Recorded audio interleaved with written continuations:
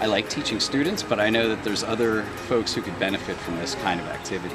My role lately has been getting students experiential learning in the field. I can lecture at them all day, all semester for that matter, and they'll learn so much more in a week of doing actual field archaeology.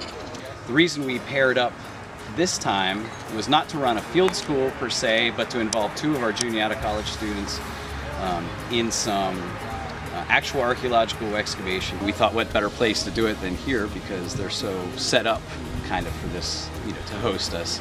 And then we have the advantage of having the museum as well as the knowledgeable staff who can help us identify what we're finding. As an older student on campus and spending time out in the world and then realizing more what I wanted to do to go back to school is a different approach than going through the motions of going from school and some kids having an idea of what they're doing and then changing once they get to school.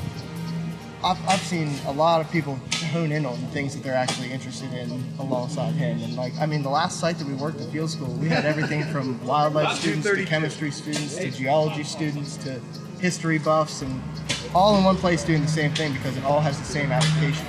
And to be, again, like I said before, to be out there in the field, artifacts in hands, experience is the best teacher. I think it's the spike that goes in to keeps the metal around the wheel for the wagon wheels and such, but I'm about to go verify. The coolest thing from my aspect is comparing, when I learn about how things were, back in, like the 1700s for these soldiers and stuff, compared to my time in service, you can see the things that change and the things that stay the same, that the things that I did that, these guys 250 years ago were doing themselves. Our mission this summer, it was really to spend a week out here getting our students to mingle with combat veterans. They have a different perspective on being on a fire base, for instance, being in combat, reading the terrain, thinking about security and where they would place things. So they're actually helping us figure out where to dig.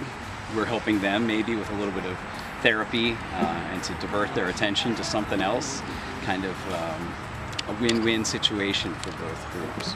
The idea behind this was to get a lot of veterans out of their comfort zone.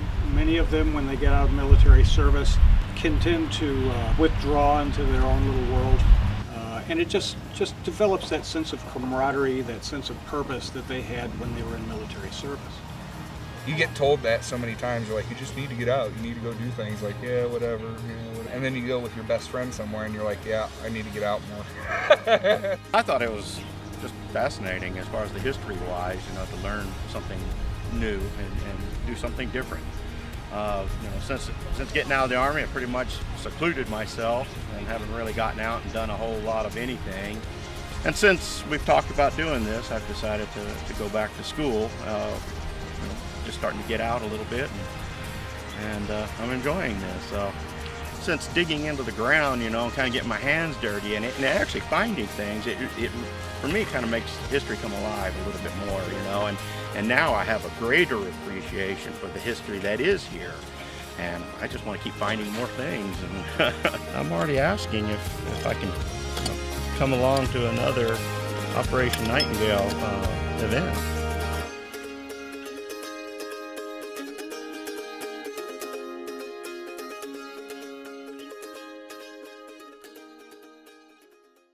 Did you find anything?